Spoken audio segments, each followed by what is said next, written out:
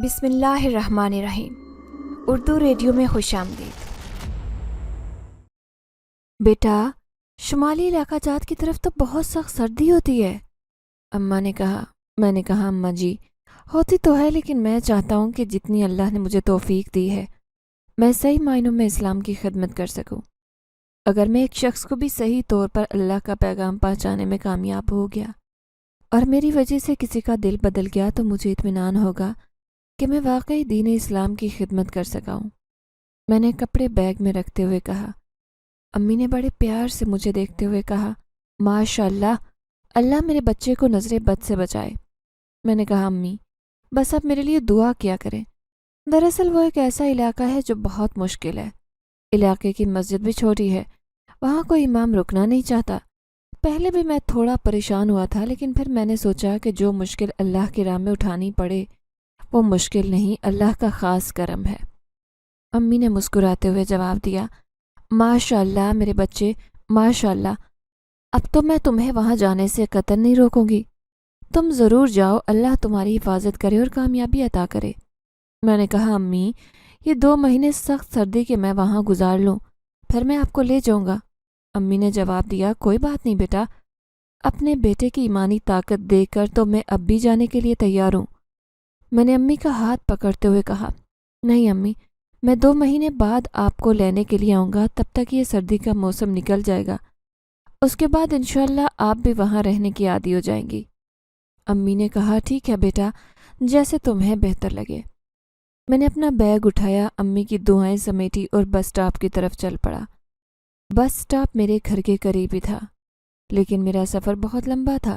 میری گاڑی کی روانگی کا تقریباً وقت ہو چکا تھا۔ میں بس سٹاپ پر پہنچا، ٹکٹ لیا، گاڑی نکلنے کے لیے تیار کھڑی تھی۔ میں بس میں سوار ہوا۔ تھوڑی دیر بعد ہی بس نے روانگی کا سگنل دیا اور گاڑی تمام مسافروں کو لے کر ان کی منزل کی طرف روانہ ہو گئی۔ میرا نام شاہ زیب ہے۔ میں نے قرآن حفظ کیا تو میرے دل میں شوق پیدا ہوا کہ بجائے میں کسی اور فیلڈ میں جاؤں، کیوں نہ دین اسلام کے لیے خود کو وقف کر دوں۔ میں نے میٹرک کے بعد عالم کا کورس کیا اور اس کے بعد سرکاری طور پر مجھے امام مسجد کا نوٹیفیکیشن مل گیا۔ میں ہمیشہ سے یہی چاہتا تھا کہ مسجد میں 5 وقت کی نماز پڑھانے کے ساتھ لوگوں کی دینی تربیت بھی کی جائے۔ میرا یہی شوق مجھے اس فیلڈ میں لے آیا۔ میں جب چھوٹا تھا تبھی والد کا انتقال ہو گیا۔ میری ماں نے بہت محنت سے پالا تھا۔ میری ماں نے جو محنت مجھ پر کی تھی میں اس کا حق ادا کرنا چاہتا تھا۔ تقریباً 12 گھنٹے کے طویل سفر کے بعد میں اپنی متعلقہ جگہ پر پہنچا، لیکن ابھی مجھے یہاں سے مزید 2 گھنٹے آگے سفر کرنا تھا۔ میں نے خود کی ہمت بندھائی اور مزید سفر کرنے کے لیے نکل پڑا۔ آخر 2 گھنٹے بعد میں ایک چھوٹے سے علاقے میں پہنچا۔ میں نے کھانا کھایا اور جب میں نے اس مسجد کے بارے میں دریافت کیا تو پتہ چلا کہ یہاں سے ایک دریا گزرتا ہے۔ دریا کے اس پار ایک چھوٹا سا علاقہ ہے، وہ مسجد وہیں ہے، لیکن دریا کے اس پار جانے کے لیے زمینی راستہ نہیں ہے۔ صرف کشتی سے ہی ممکن ہے کہ اس طرف جایا جائے، اور یہ تو بڑی مشکل ہوگی۔ میں خود تو رہ لوں گا، لیکن کشتی کے ذریعے سفر امی کے لیے مشکل ہو جائے گا۔ شام کے 4 بج چکے تھے، مجھے جلدی یہاں سے نکلنا چاہیے۔ روڈ کا سفر تو رات میں بھی ممکن ہے، لیکن کشتی کا سفر رات کو نہ ہی کیا جائے تو بہتر ہے۔ میں دریا کے پاس پہنچا۔ دریا کنارے 2 سے 3 کشتی والے کھڑے تھے۔ آخر میں کشتی میں بیٹھا اور ہم دریا کے اس پار روانہ ہو گئے۔ ہماری کشتی آہستہ آہستہ دریا میں تیر رہی تھی۔ لگ تو بہت اچھا رہا تھا، لیکن یہ سفر کبھی کبھی اچھا لگتا ہے۔ دراصل ہم شہری لوگ اس طرح کے سفر کے عادی نہیں ہوتے۔ شاید ہم شہری لوگ زیادہ سہولتیں مل جانے کے بعد بزدل ہو گئے، لیکن گاؤں، دیہات اور اس طرح کے سخت علاقوں میں رہنے والے لوگ ہم سے زیادہ بہادر ہوتے ہیں، کیونکہ ان میں ہر طرح کی مشکل کا سامنا کرنے کی صلاحیت ہوتی ہے۔ تقریباً 25 منٹ کے بعد میں منزل پر پہنچ گیا۔ سردی یقیناً بہت زیادہ تھی، اور کیوں نہ ہوتی۔ دسمبر کی 17 تاریخ تھی۔ رستے میں ایک بزرگ ملے۔ میں نے ان سے مسجد کا پتہ پوچھا اور مسجد کی طرف چل پڑا۔ شکر ہے مسجد قریب ہی تھی، سفر بہت طویل تھا اور مجھے اتنا سفر کرنے کی عادت بھی نہیں تھی۔ چھوٹی سی لیکن صاف ستھری مسجد تھی۔ مسجد سے ملحق کا ایک کمرے کا چھوٹا سا مکان تھا۔ علاقے کے لوگوں نے اپنی مدد آپ کے تحت یہ مسجد اور امام کے لیے چھوٹا سا مکان بنوایا تھا۔ کمرے میں 2 چارپائیاں، 2 کرسیاں، ایک ٹیبل اور ایک الماری رکھی تھی۔ زمین پر ایک چٹائی بچھی تھی۔ میں نے بیگ کمرے میں ہی رکھا تھا کہ دروازے پر دستک ہوئی۔ میں نے دروازہ کھولا۔ علاقے کے کچھ معززین تھے، انہوں نے مجھے سلام کیا۔ میں نے انہیں اندر بلا لیا۔ وہ اندر آ کر چارپائیوں پر بیٹھ گئے۔ مختصر سے تعارف کے بعد ایک بزرگ نے کہا، بیٹا، میرا نام رحمت دین ہے۔ علاقے کے سب لوگوں نے مل کر یہ مسجد اور امام صاحب کا مکان بہت محنت اور محبت سے تیار کروایا ہے، لیکن دکھ کی بات یہ ہے کہ یہاں جو بھی آتا ہے وہ مشکل سے مہینہ ٹھہرتا ہے اور واپس چلا جاتا ہے۔ مسجد میں امام کی ضرورت تو ہے ہی، لیکن ہم چاہتے ہیں کہ ہمارے بچے قرآن پڑھ سکیں، ان کی دینی تربیت ہو سکے۔ دنیاوی تعلیم تو وہ پہلے ہی حاصل کر رہے ہیں۔ میں نے کہا، رحمت چچا، میں پوری کوشش کروں گا کہ یہاں مجھے جس مقصد کے لیے بھیجا گیا ہے میں اس کے ساتھ انصاف کر سکوں اور اپنی روزی حلال کروں۔ تمام بزرگ یک زبان ہو کر بولے، ماشاء اللہ، ماشاء اللہ۔ دوسرے بزرگ نے کہا، بیٹا، تمہیں جس چیز کی ضرورت ہو بلا جھجک ہم سے کہنا، انشاءاللہ علاقے کے لوگوں کی طرف سے تمہیں کوئی پریشانی نہیں اٹھانی پڑے گی۔ میں نے کہا، چچا جی، بہت شکریہ۔ تھوڑی دیر بعد علاقے کے بزرگ چلے گئے۔ یہ علاقہ بہت خوبصورت تھا، پہاڑی علاقہ بھی تھا اور میدانی بھی، سرسبز و شاداب بھی تھا، اور پہاڑی سلسلے کی وجہ سے پتھر بھی نظر آتے تھے۔ یقیناً بلا شبہ ایسی جگہ تھی کہ جہاں رہنے کو دل چاہے، لیکن سفر طویل اور دشوار ہونے کے باعث لوگ یہاں سے چلے جاتے ہوں گے۔ مجبوریاں تو ہر انسان کے ساتھ جڑی ہیں۔ اب میرے لیے سفر کرنا مشکل نہیں، جوان آدمی ہوں، لیکن مجھے امی کی فکر تھی۔ فی الحال تو امی کا خیال چھوٹے ماموں رکھیں گے، لیکن امی ہمیشہ کے لیے میری ذمہ داری ہے، ماموں پر تو نہیں چھوڑ سکتا۔ بس یہی ایک فکر تھی جو مجھے پریشان کر رہی تھی۔ میرے پاس ایک ہی چارہ تھا، دعا کا۔ میں دل ہی دل میں دعا کر رہا تھا کہ اللہ کوئی نیک اسباب پیدا کر دے۔ سفر کی بہت تھکاوٹ تھی۔ عشاء کی نماز کرانے کے بعد تکیے پر سر رکھتے ہی مجھے نیند آ گئی۔ صبح نماز کے وقت آنکھ کھلی۔ آج صبح نماز کے بعد میں نے علاقے کے لوگوں سے بات چیت کی۔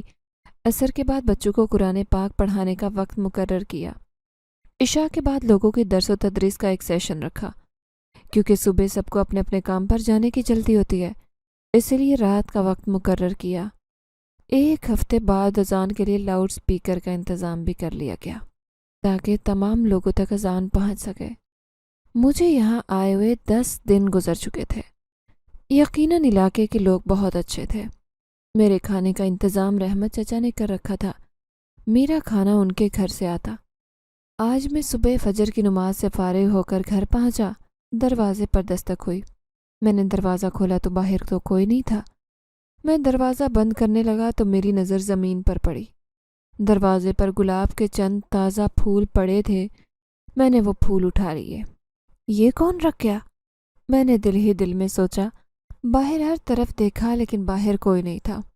میں نے دروازہ بند کیا اور اندر آ گیا۔ آج میں نے ارادہ کیا کہ مارکیٹ جاؤں، کیونکہ سردی بہت تھی اور مجھے گرم کپڑوں کی ضرورت تھی۔ پنجاب میں اتنی سردی کہاں ہوتی ہے؟ میں جلدی سے چھوٹے موٹے کاموں سے فارغ ہوا اور دریا کی طرف چل پڑا۔ کشتی کے ذریعے میں نے مارکیٹ کی طرف آنا تھا۔ علاقے کی اپنی مارکیٹ نہیں تھی، سب لوگ دریا کے پار ہی ضروریات زندگی خریدنے کے لیے آتے تھے۔ میں دریا کے پاس پہنچا۔ آج وہاں ایک ہی کشتی کھڑی تھی اور مرد کوئی نہیں تھا، صرف ایک جوان اور خوبرو لڑکی کھڑی تھی، شاید میری ہی ہم عمر ہو۔ چونکہ اس نے نقاب کیا تھا اسی لیے میں اس کی عمر کا خاص اندازہ نہیں کر سکا، لیکن اس کی آنکھیں دیکھ کر میں نے نظریں جھکا لی۔ اور نہایت خوبصورت آنکھوں والی لڑکی تھی۔ میں نے اتنی خوبصورت آنکھیں آج سے پہلے نہیں دیکھی تھی۔ میں نے کہا، مجھے دریا کے اس پار جانا ہے۔ وہ بولی، میں کشتی چلا لیتی ہوں، یہ میری کشتی ہے، میرے علاوہ آج یہاں کوئی نہیں ہے، اس لیے آپ کو میرے ساتھ جانا پڑے گا۔ میں نے چند لمحے سوچا اور بولا، تمہیں کشتی چلانا آتی ہے؟ پکی بات ہے نا؟ وہ بولی، صاحب آپ بے فکر ہو جائیں، خود ڈوب جاؤں گی لیکن آپ کو نہیں ڈوبنے دوں گی۔ اب تو میری بھی مجبوری تھی اور کوئی تھا بھی نہیں۔ میں کشتی میں سوار ہوا۔ میری کشتی پانی پر تیرتی آہستہ آہستہ چلنے لگی۔ آج موسم کے مزاج بھی بدلے ہوئے نظر آ رہے تھے۔ آسمان پر ہلکے بادل تھے۔ لگتا تھا پرندے بھی ٹھنڈ کے باعث اپنے گھونسلوں میں چھپے بیٹھے ہیں۔ وہ خوبرو حسینہ کشتی چلا رہی تھی۔ میرا دل زور سے دھڑک رہا تھا۔ میں سوچنے پر مجبور ہو گیا کہ واقعی اللہ تعالیٰ نے اس دنیا میں عورت کو بہت خوبصورت تخلیق کیا ہے۔ کشتی چلانے والی لڑکی نقاب اور عبائے میں ملبوس تھی، لیکن اس کی آنکھیں دل پر کاری ضرب لگانے کے لیے کافی تھی۔ میں سر جھکائے خاموشی سے بیٹھا تھا۔ اچانک میری نظر اس کے گندمی پیروں پر پڑی۔ اس کے نازک پیروں میں چوڑی خوبصورت پائل نے اس کی پیروں کی خوبصورتی کو چار چاند لگا دیا۔ اف اللہ! اتنی سخت سردی میں مجھے لگا کہ مجھے جیسے پسینے آ رہے تھے۔ میں اس لڑکی کی خوبصورتی سے متاثر ہوا، لیکن یہی وہ لمحہ تھا جس میں میرے ایمان کا امتحان ہونا تھا۔ میں اتنا نروس تھا کہ میں نے دل ہی دل میں درود پاک کا ورد شروع کر دیا۔ تھوڑی دیر بعد اس لڑکی کی آواز میرے کانوں سے ٹکرائی۔ صاحب، میں اسی علاقے میں رہتی ہوں، بس علاقے سے تھوڑا سائڈ پر رہتی ہوں، اس لیے آپ سے کبھی آمنا سامنا نہیں ہوا۔ میں نے کہا اچھا، لیکن میں نے دل ہی دل میں کہا شکر ہے نہیں ہوا، میں نے کون سا روز مارکیٹ آنا ہوتا ہے۔ ٹھیک 25 منٹ بعد دریا کا کنارہ نظر آیا تو میں نے شکر کا کلمہ پڑھا۔ کشتی دریا کنارے لگی۔ میں نے لڑکی کو کشتی کا کرایہ ادا کیا اور مارکیٹ کی طرف چل پڑا۔ جن لوگوں نے مجھے کشتی سے اترتے دیکھا تھا، شکر ہے کہ انہوں نے اس بات کا نوٹس نہیں لیا کہ میں مارکیٹ لڑکی کے ساتھ آیا ہوں۔ میں نے تمام ضروریات کی چیزیں خریدی، جلد از جلد گھر واپس جانا چاہتا تھا کہ اچانک مارکیٹ سے گزرتے ہوئے موٹر سائیکل پر 2 بندے گزرے۔ انہوں نے میرے قریب سے گزرتے ہوئے ایک 40-50 سال کے شخص پر گولی چلائی اور فرار ہو گئے۔ مارکیٹ میں افراتفری مچ گئی۔ وہ شخص سیدھا مجھ پر آ گرا اور بھی لوگ بھاگتے چلے آئے۔ ہم نے مل کر اس شخص کو جلدی سے ہسپتال پہنچایا۔ معلوم ہوا کہ خاندانی دشمنی کا معاملہ تھا۔ شکر ہے کہ بر وقت ہسپتال پہنچانے کی وجہ سے اس آدمی کی جان بچ گئی۔ پولیس بھی ہسپتال پہنچ گئی۔ پولیس نے ان لوگوں کے خلاف مقدمہ درج کر لیا، میرا بیان بھی لیا۔ اسی چکر میں شام ہو گئی۔ شام ہوتے ہی سردی بڑھتی جا رہی تھی۔ مجھے فکر تھی کہ میں نے دریا پار جانا تھا۔ میں نے جلدی جلدی دریا کنارے پہنچنا مناسب سمجھا، لیکن دریا پر وہی لڑکی اپنی کشتی کے ساتھ موجود تھی اور کوئی نہیں تھا۔ آج کا دن ہی اچھا نہیں تھا۔ سورج آہستہ آہستہ ڈھل رہا تھا۔ اس وقت یہ لڑکی یہاں کیا کر رہی تھی؟ میں فوراً کشتی میں بیٹھ گیا۔ مجبوری تھی، کیا کرتا، اور کوئی چارہ بھی تو نہیں تھا۔ کشتی پانی میں تیر رہی تھی۔ میں ٹھنڈ سے کانپنے لگا۔ وہ بولی، صاحب، لگتا ہے آپ کو سردی برداشت کرنے کی عادت نہیں ہے۔ میں نے کپ کپاتے ہونٹوں سے کہا، آپ کے علاقے میں سردی ہے بھی تو بہت۔ وہ بولی، کوئی بات نہیں، کچھ عرصہ آپ یہاں رہیں گے تو عادی ہو جائیں گے۔ موسم تو سارا دن ہی ہلکے بادلوں کے ساتھ بارش کی نوید دیتا رہا تھا، لیکن اب آسمان پر گہرے بادل ڈرا رہے تھے کہ کہیں بارش شروع ہی نہ ہو جائے۔ میں اذان اور نماز کرانے کے لیے بھی ایک شخص کی ڈیوٹی لگایا تھا۔ مجھے کیا معلوم تھا کہ سارا دن پریشانی میں گزر جائے گا۔ اچانک ہوا چلنے لگی۔ ہم دریا کے بالکل بیچوں بیچ تھے۔ میں نے کہا، اجنبی لڑکی، کیا کشتی تیز چل سکتی ہے؟ کیونکہ موسم بہت خراب ہو رہا ہے اور مجھے بہت ٹھنڈ بھی لگ رہی ہے۔ وہ بولی، صاحب، کشتی سے زیادہ تیز نہیں ہو سکتی، لیکن آپ فکر نہ کریں، میں آپ کو باحفاظت کنارے تک پہنچا دوں گی۔ خدا خدا کر کے کشتی کنارے پر لگی۔ میں نے کشتی کا کرایہ ادا کیا تو وہ بولی، کوئی بات نہیں، مجھے بس یہ خوشی ہے کہ میں نے آپ کو باحفاظت کنارے تک پہنچا دیا۔ میں نے زبردستی اسے پیسے دیے کیونکہ یہ اس کا حق تھا، اور میں کانپتے ہوئے اپنے گھر کی طرف چل پڑا۔ گھر پہنچا تو میں نے چینج کر کے پہلے آگ جلائی اور کافی دیر آگ کے پاس بیٹھا رہا۔ تب جا کر ہوش اڑاتی سردی کو کچھ قرار آیا۔ آج کا دن میرے لیے بہت مشکل تھا۔ اتنے میں رحمت چچا کھانا لے کر پہنچ گئے اور میری ایسی حالت دیکھ کر بولے، بیٹا، لگتا ہے یہاں کی سردی تم پر بھاری پڑ رہی ہے۔ میں نے سارے دن کی مصروفیت انہیں بتائی تو وہ بولے، ہاں، دریا میں سفر کر کے آ رہے ہو تبھی تو یہ حالت ہے۔ نماز پڑھانے کے لیے جس شخص کی میں نے ڈیوٹی لگائی تھی، مغرب تو وہ پڑھا ہی چکا تھا۔ میں نے کھانا کھا کر گرم رضائی میں آرام کیا، تب کہیں جا کر میں عشاء کے لیے خود کو تیار کر سکا۔ بوقت عشاء میں اٹھا، میں نے وضو کیا اور اذان دی۔ اذان سنتے ہی لوگ مسجد کا رخ کرنے لگے۔ میں نے امامت کی۔ عشاء کی نماز کے بعد کچھ لوگ چلے جاتے اور کچھ بیٹھ جاتے، کیونکہ میں درس و تدریس کا فریضہ بھی انجام دیتا تھا۔ درس و تدریس ختم کیا تو سوال جواب کا سیشن شروع ہوا۔ جس میں لوگ مجھ سے سوال کرتے اور اپنے تجربات بھی بتاتے۔ اسی دوران میں نے دیکھا کہ مسجد کا گیٹ کھلا تھا۔ گیٹ پر میں نے کسی کی انگلیاں دیکھی، جیسے کوئی باہر کھڑا تھا۔ اس نے ایک ہاتھ سے گیٹ کو پکڑ رکھا تھا۔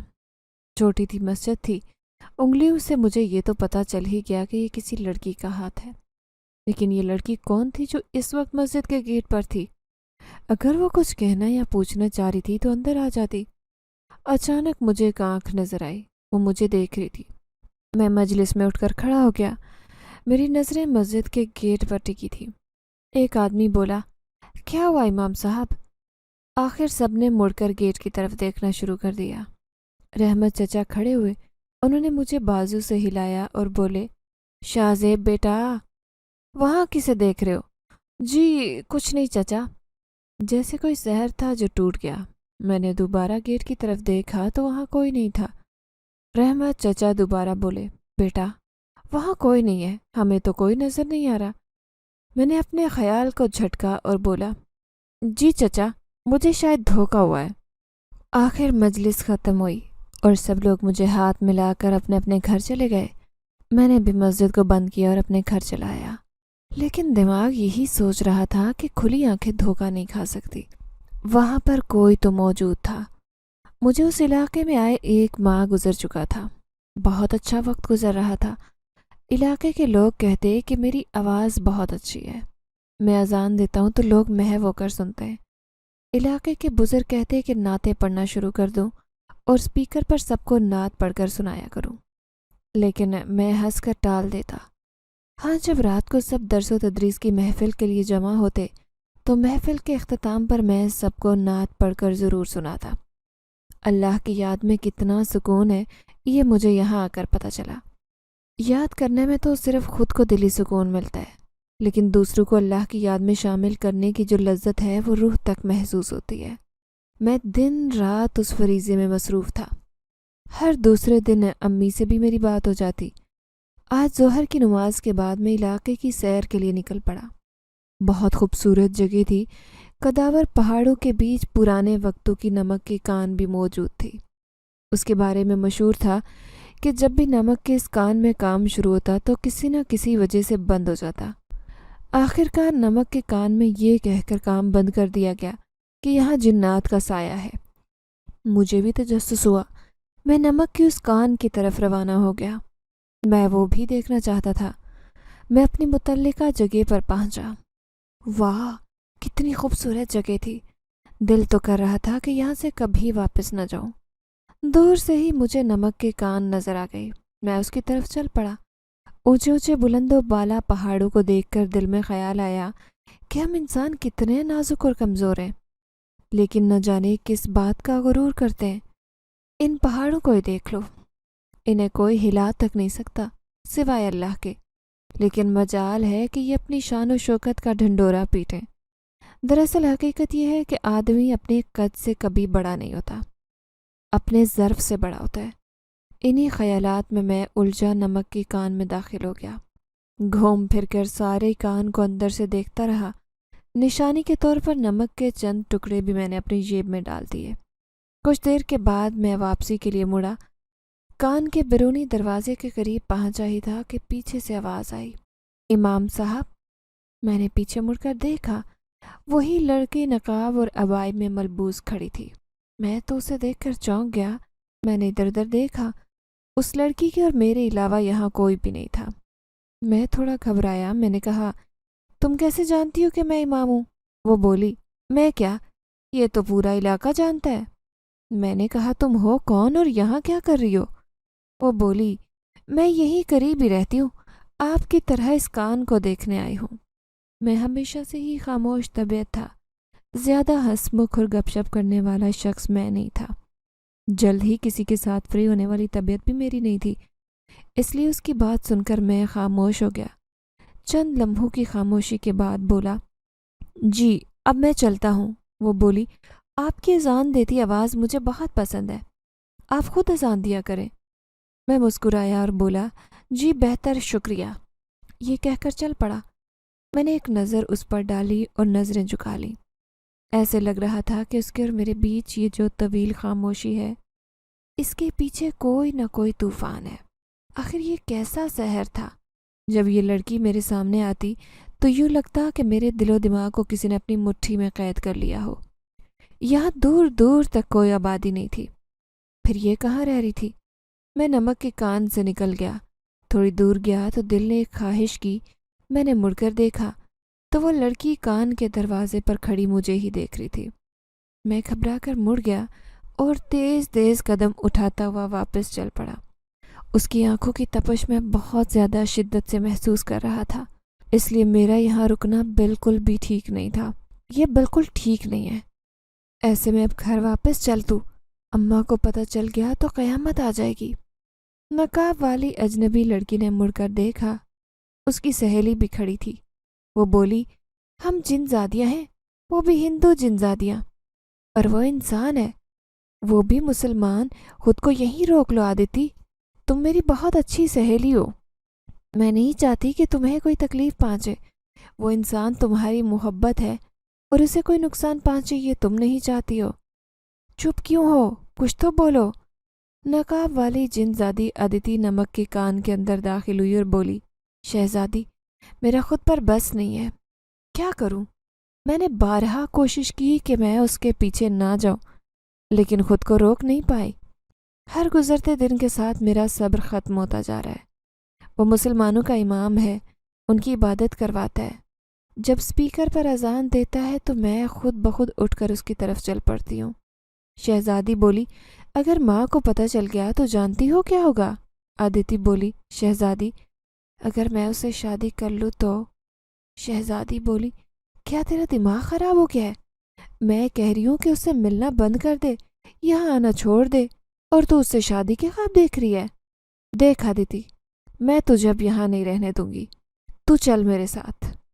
یہ کہہ کر شہزادی نے ادیتی کا ہاتھ پکڑا تو ادیتی نے جھٹکے سے اپنا ہاتھ چھڑا لیا اور بولی، نہیں شہزادی، تو جا یہاں سے، میں کہیں نہیں جاؤں گی، میں اس کے بغیر نہیں رہ سکتی۔ شہزادی نے ادیتی کو دونوں بازو سے پکڑ کر جھنجھوڑا اور بولی، ادیتی کیا ہو گیا ہے تجھے؟ تو ایسی نہیں تھی، وہ ہندو ہو تو تب بھی میں تیرا ساتھ دے دیتی، لیکن ادیتی وہ انسان مسلمان ہے، ہمارے بیچ مذہب کی جو لکیر کھنچی ہے وہ نہیں مٹ سکتی۔ بھگوان کے لیے اسے بھول جا، تو جس راستے پر تو کھڑی ہے یہ منزل کی طرف نہیں گہری کھائی کی طرف جاتا ہے، اور تو جو یہاں اس عبایا اور نقاب میں گھوم رہی ہے زیادہ دن خود کو چھپا نہیں سکے گی۔ جس دن باپو کو پتہ چل گیا کہ تو بھرکا کر کے انسان کی محبت میں یہاں چلی آتی ہے، پتہ نہیں کیا ہوگا۔ ادیتی کی آنکھوں سے چند آنسو ٹپکے، اس نے اپنا چہرہ اپنے دونوں بازو میں چھپایا اور غائب ہو گئی۔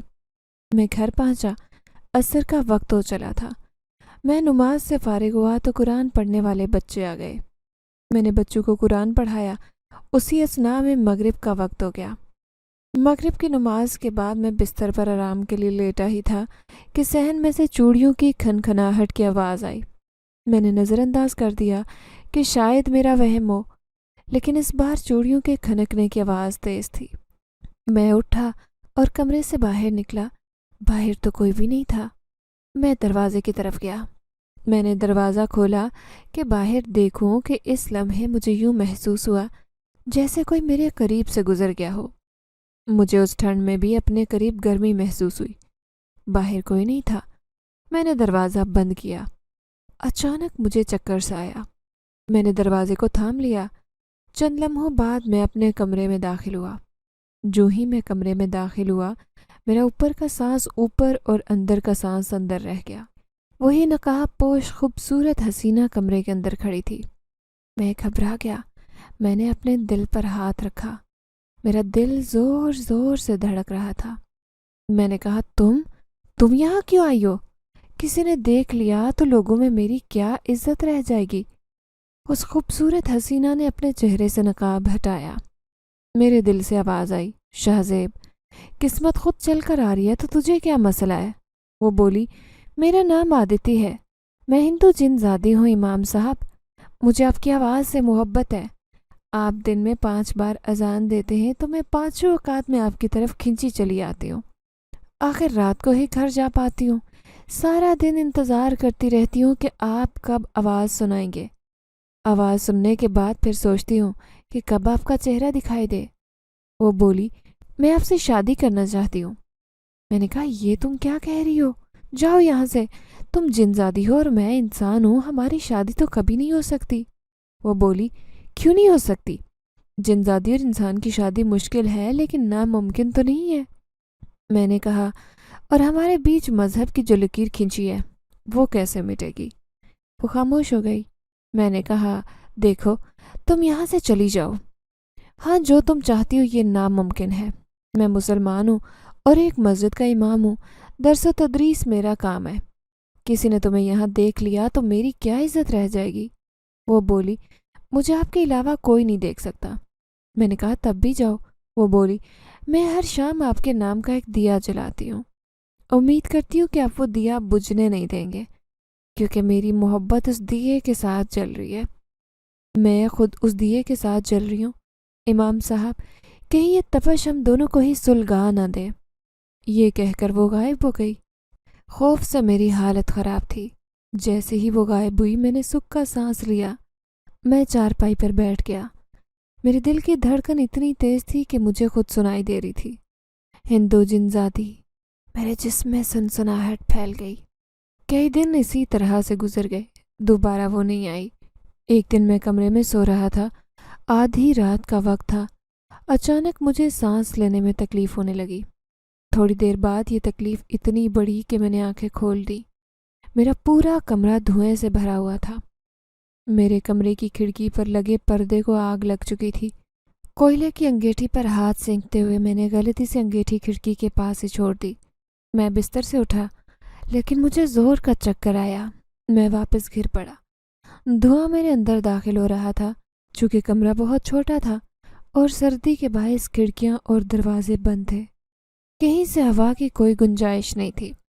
इतने में खिड़की के पर्दे पर लगी आग, जो काफ़ी भड़क चुकी थी, उसने दरवाजे पर लगे पर्दे को भी अपनी लपेट में ले लिया। या अल्लाह, मैं क्या करूं? मेरा फ़ोन भी ना जाने कहाँ पड़ा था। मैं दोबारा उठा, लेकिन आग फैलती ही जा रही थी। मैं किस रास्ते निकलूं, किसे पुकारूं? कोई रास्ता नहीं था। दरवाजे के पर्दे पर लगी आग काफ़ी फैल चुकी थी। मेरी हालत ख़राब होने लगी।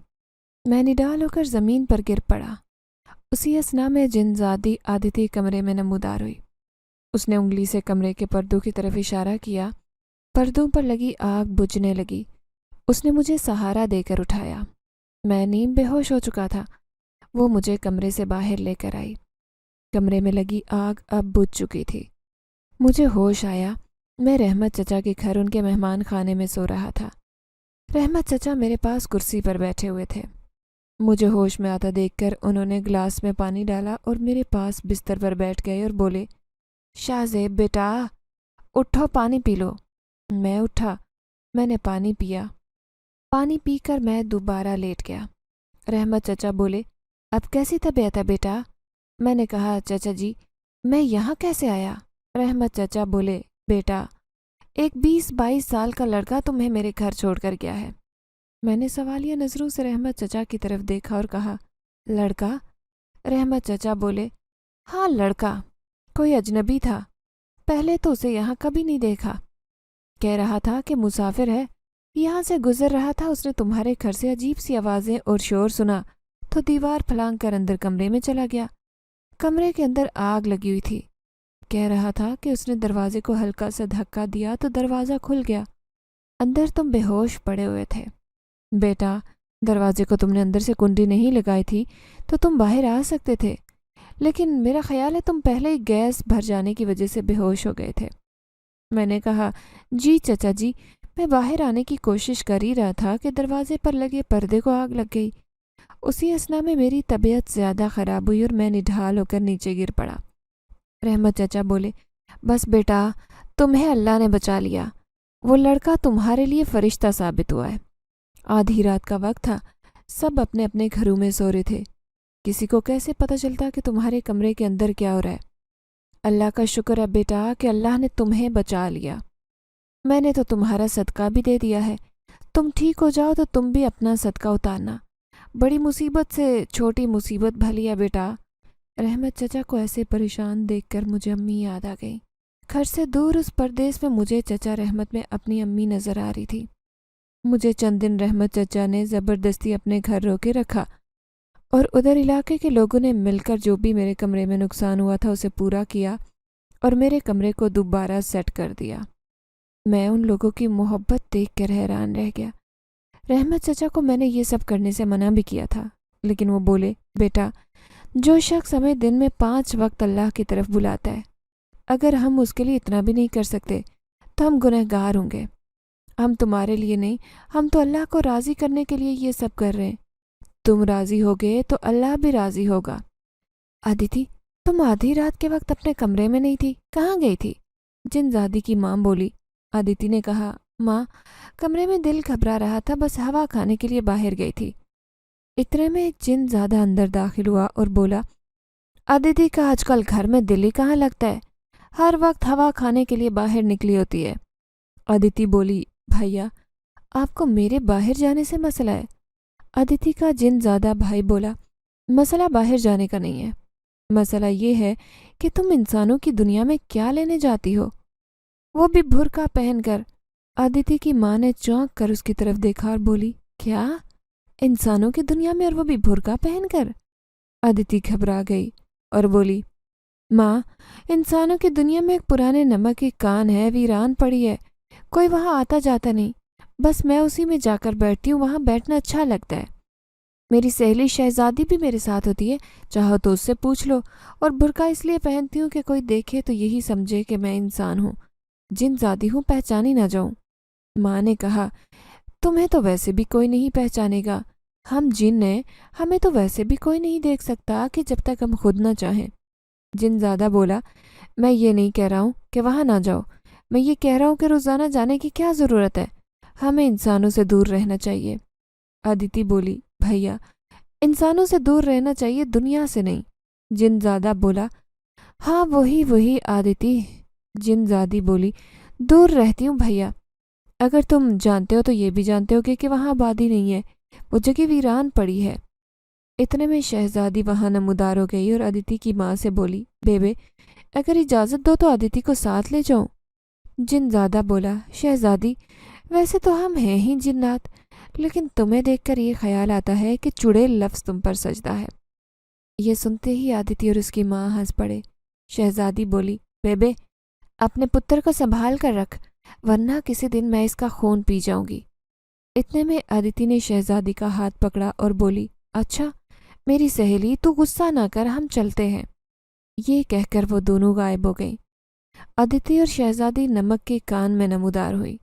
شہزادی بولی، دیکھا، میں نے کہا تھا نا کہ یہ تمہارا برقع زیادہ دن تمہیں نہیں چھپا سکے گا، پتہ چل گیا نا تیرے ویر کو۔ یہ کہہ کر شہزادی نیچے بیٹھ گئی اور بولی، آدیتی، بھگوان کا واسطہ ہے، اپنی ضد چھوڑ دے، اور ویسے بھی میں یہ بھی جانتی ہوں کہ اس نے تجھے صاف انکار کر دیا ہے، پھر یہ ضد کیسی؟ آدیتی شہزادی کے پاس بیٹھ گئی اور بولی، میرا ایک کام کرے گی؟ شہزادی نے کہا، کیسا کام؟ آدیتی نے کہا، تو ایسا کر، تو اس امام کے پاس جا، اسے بتا کہ میں اسے کتنی محبت کرتی ہوں، میری بات کا اسے یقین نہیں آ رہا، شاید تیری بات کا یقین کر لے۔ یہ سن کر شہزادی کھڑی ہو گئی اور بولی، اچھا تو یہ کہہ رہی ہے کہ میں اس انسان زادے کو جا کر تیری محبت کا یقین دلاؤں، یعنی جو کام کرنے سے میں تجھے منع کر رہی ہوں وہی میں کرنے لگ جاؤں؟ آدیتی کھڑی ہو گئی اور اس کی منت کرتے ہوئے بولی، دیدی، دیدی نہیں ہے میری، کر دینا۔ لیکن شہزادی واپس بیٹھ گئی اور بولی، آدیتی، باز آ جاؤ، یہ نہیں ہو سکتا۔ آدیتی بھی بیٹھ گئی اور بولی، ایک یہ کام کر دے، پھر کوئی بھی کام نہیں کہوں گی۔ شہزادی دوبارہ کھڑی ہو گئی اور کان سے باہر جاتے ہوئے بولی، اس محبت نے تیری مت مار دی ہے آدیتی، تو جن زادی ہے، کسی بھی معمولی انسان سے زیادہ طاقتور، تو اس انسان کی منتیں کر رہی ہے جو تیرے مذہب کا نہیں، تیری طرح طاقتور نہیں میں آدیتی، وہ تیرا ہمسفر تو کیا، وہ تو تیری پرچھائی بھی نہیں بن سکتا۔ یہ سن کر آدیتی بولی، ٹھیک ہے، تو جا یہاں سے، میری فکر چھوڑ، اب میں برقع بھی نہیں پہنوں گی، بلکہ کھلم کھلا اس سے ملوں گی، جس کا جو دل چاہتا ہے کر لے۔ شہزادی بولی، بھگوان کے لیے آدیتی یہ مت کرنا۔ اچھا میں اس کے پاس چلی جاتی ہوں، لیکن مجھ سے ایک وعدہ کر، اگر اس نے انکار کر دیا تو اس سے نہیں ملے گی، کبھی انسانوں کی دنیا میں نہیں آئے گی۔ अदिति चंद लम्हे सोचने के बाद बोली, ठीक है, मुझे मंजूर है। मैं अपने कमरे में बैठा सीरतुन नबी की किताब का मुताला कर रहा था। अचानक घड़ी पर नज़र पड़ी। मैंने किताब रखी और उठाई, क्योंकि थोड़ी देर बाद ही ज़ोहर का वक्त हुआ चाहता था। मैंने अपने कपड़े इस्त्री करने थे कि यकदम मेरे कमरे का दरवाज़ा खुद ब खुद धड़ से बंद हो गया। मेरी तो जान निकल गई। दरवाज़ा खुद ब खुद कैसे बंद हो गया? मैं जहाँ खड़ा था वहीं खड़ा रह गया कि अचानक कमरे का बल्ब जलने लगा और बुझने लगा। उसी लम्हे एक जिनजादी नमूदार हुई और बोली, मेरा नाम शहजादी है। मैं जिनजादी हूँ। अदिति मेरी सहेली है। वो तुम्हारी मोहब्बत में बुरी तरह से गिरफ्तार है। तुमने उस पर कौन सा जादू किया है? मैंने कहा कि मैंने किसी पर कोई जादू नहीं किया। तुम्हारी सहेली अपना वक्त ज़ाया कर रही है। मैं उसे साफ बता चुका हूँ कि वो जिन है और मैं इंसान हूँ। उसका मेरा कोई जोड़ नहीं, और मज़हब की जो लकीर हमारे दरमियान खिंची है वो नहीं मिट सकती। लेकिन तुम्हारी सहेली कुछ मानने के लिए तैयार नहीं, तो मेरा क्या कसूर? शहजादी बोली, मैं भी नहीं चाहती कि उसे या तुम्हें कोई तकलीफ़ पहुँचे, लिहाजा बेहतर होगा कि तुम यहाँ से चले जाओ, वरना वो तुम्हारा पीछा नहीं छोड़ेगी। मैंने कहा, तुम अपनी सहेली को समझाओ, क्योंकि मैं तो यहाँ से कहीं नहीं जाऊँगा। मैं अपनी दुनिया में हूँ। तुम्हें चाहिए कि तुम अपनी सहेली को वापस अपनी दुनिया में लेकर जाओ। ये सुनकर वो खामोश हो गई। चंद लम्हों बाद बोली, मैं उसे वापस ले जाने की कोशिश करूँगी। मुझे तुम्हारा जवाब मिल गया जो चाहिए था। ये कहकर वो गायब हो गई। नमक की कान के अंदर आती अदिति शहजादी का इंतज़ार कर रही थी। शहजादी नमूदार हुई। अदिति शहजादी की तरफ लपकी और बोली, क्या हुआ शहजादी, तूने उसे मना लिया? शहजादी बोली, अदिति तुझे क्या हो गया है? उसे कोई नहीं मना सकता, बल्कि मैं तो ये कहूँगी कि वो तुझसे ज़्यादा समझदार है, क्योंकि वो इस हकीकत को समझता है कि तू जिनजादी है और वो इंसान ज़्यादा, तुम दोनों का जोड़ नहीं बनता। इसलिए उसने साफ कह दिया कि ये नहीं हो सकता। अदिति बोली, तू तो बहुत खुश हुई होगी ना, जो मुंह उठाए वापस चली आई है। मैंने तुझे उसे मनाने के लिए कहा था, ये नहीं कहा था कि सुनकर वापस आ जाना। मुझे तो ये भी पता था, लेकिन तू तो यही चाहती थी, इसलिए मैं अब खुद उससे बात करूँगी। ये कहकर अदिति गायब हो गई। नमक के कान के बाहर खड़ा अदिति का भैया जिनजादा अदिति और शहजादी की बातें सुन रहा था। ये सुनकर कि उसकी बहन किसी से मोहब्बत करती है, और मोहब्बत भी एक इंसान और मुसलमान से, उसकी आंखें गुस्से से सुर्ख हो गई और वो भी गायब हो गया। ज़ोहर की नमाज पढ़ाने के बाद मैं मस्जिद से निकला, वॉक के लिए चल पड़ा। छोटा सा इलाका था, आबादी भी ज़्यादा नहीं थी। मैं पैदल जा रहा था। मुझे बार बार नकाब पोश खूबसूरत जिनजादी का ख्याल आ रहा था। मेरे दिल ने कहा कि मैं दोबारा नमक की उस कान की तरफ जाऊं, लेकिन फिर मैंने दिल की हमाकत की तरदीद की और इसी तरह से चलता रहा। छोटी सी पहाड़ी के ऊपर चढ़ा और बैठ गया। उसी वक्त वही नकाब पोश जिनजादी नमूदार हुई। मैं उसे देखकर खड़ा हो गया। वो बोली, तुम कितने संग दिल हो। मैं कितने दिन से तुम्हारी आवाज़ के लिए पागल हूँ। तुम्हारी एक आवाज़ सुनने के लिए दूसरी दुनिया से भागती आती हूँ। क्या तुम्हारे दिल में मेरी मोहब्बत ने ज़रा भी हलचल नहीं की? मैंने कहा, हलचल की है तुम्हारी खूबसूरत आंखों ने। मेरे दिल में बार बार हलचल की, लेकिन तुम में और मुझ में फ़र्क ये है कि तुम्हारी मोहब्बत में ज़िद है और मेरी मोहब्बत में हकीकत। तुम्हारी मोहब्बत में ना समझी है और मेरी मोहब्बत में ना समझी नहीं। तुम शराब के पीछे भाग रही हो और मैं हकीकत के पीछे हूँ। मैं देखते हुए भी कैसे खुद को और तुम्हें धोखा दे सकता हूँ? तुम अपनी दुनिया में चली जाओ, जहाँ तुम्हारी तरह का कोई जिनजादा दिलो जान से तुम्हारा मुंतज़िर होगा। ये सुनते ही जिनजादी रो पड़ी और बोली, मेरे लिए तुम हकीकत हो इमाम साहब। अगर मैं इंसान बन सकती तो तुम्हारे लिए खुद को इंसान बनाती, लेकिन मेरे बस में सिवाय मोहब्बत के कुछ नहीं। उसकी बात सुनकर मैंने सर झुका लिया। मैं चंद लम्हे खामोशी से खड़ा रहा। मेरे पास वो मरहम नहीं था जो मैं उसके दिल पर रखता। मैं वापस जाने के लिए मुड़ा कि अचानक मेरे सामने जिनजादा नमूदार हो गया। उसने मुझे गर्दन से पकड़कर हवा में मुअल्लिक कर दिया। अदिति जिनजादी चिल्लाई, भैया, इमाम साहब को छोड़ दो, ये तुम क्या कर रहे हो? जिनजादा बोला, अब मुझे पता चला कि तुम बाहर की हवा खाने का चस्का क्यों तुम्हें पड़ चुका था। इस इंसान की गर्दन मेरे हाथ में, अदिति। चाहो तो एक पल में इसकी गर्दन तोड़ सकता हूँ। मेरा सांस बंद हो रहा था। मैं हाथ पैर चला रही थी। अदिति बोली, इसे छोड़ दो भैया, इसका कोई कसूर नहीं, सब मेरा कसूर है। उसी लम्हे जिनजादे ने मुझे झटके से छोड़ा और मैं वापस ज़मीन पर आ गिरा। मेरी आंखों के आगे अंधेरा छा गया।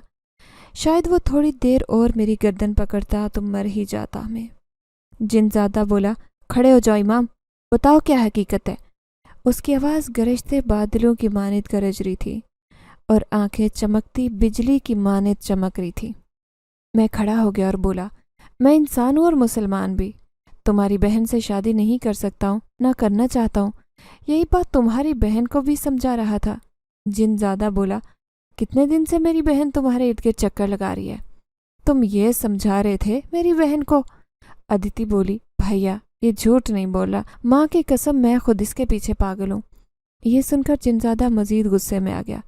उसने मुझे गर्दन से पकड़ा और पहाड़ी के किनारे पर ले आया।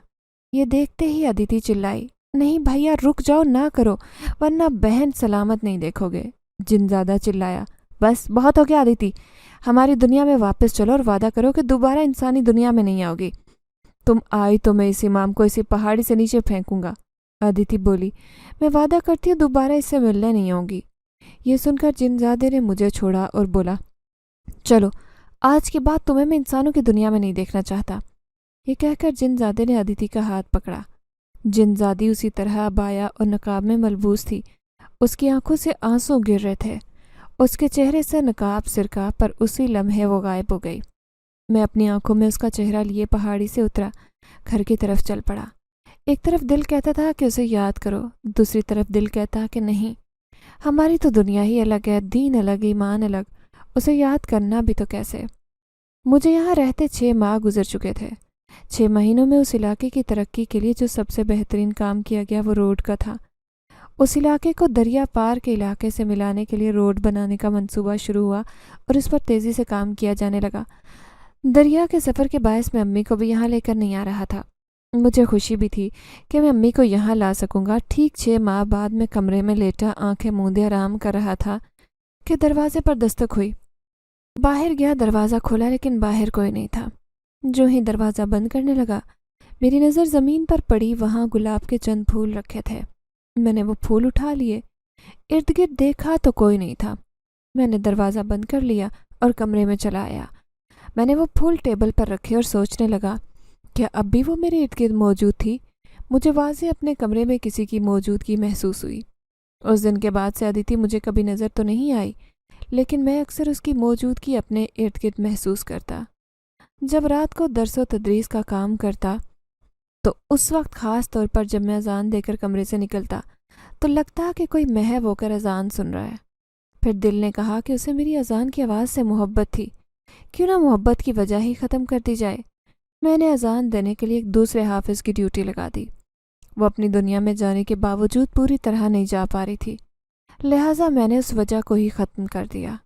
यूँ कुछ अरसे बाद ऐसे लगा जैसे वो दोबारा नहीं आई। मैं आज भी उसकी आंखें याद करता हूँ। अगर वो इंसान होती और मुसलमान होती तो शायद मोहब्बत की इस दास्तान को मैं अपने तरीके से लिख पाता, लेकिन वो जिनज़ादी हिंदू जिनज़ादी थी। अगर आपको हमारी ये कहानी पसंद आई है तो लाइक कीजिए, शेयर कीजिए, और अगर अभी तक आपने हमारा चैनल सब्सक्राइब नहीं किया तो उर्दू रेडियो को लाजमी सब्सक्राइब कीजिए। मिलते हैं अगली वीडियो में। अल्लाह हाफिज़।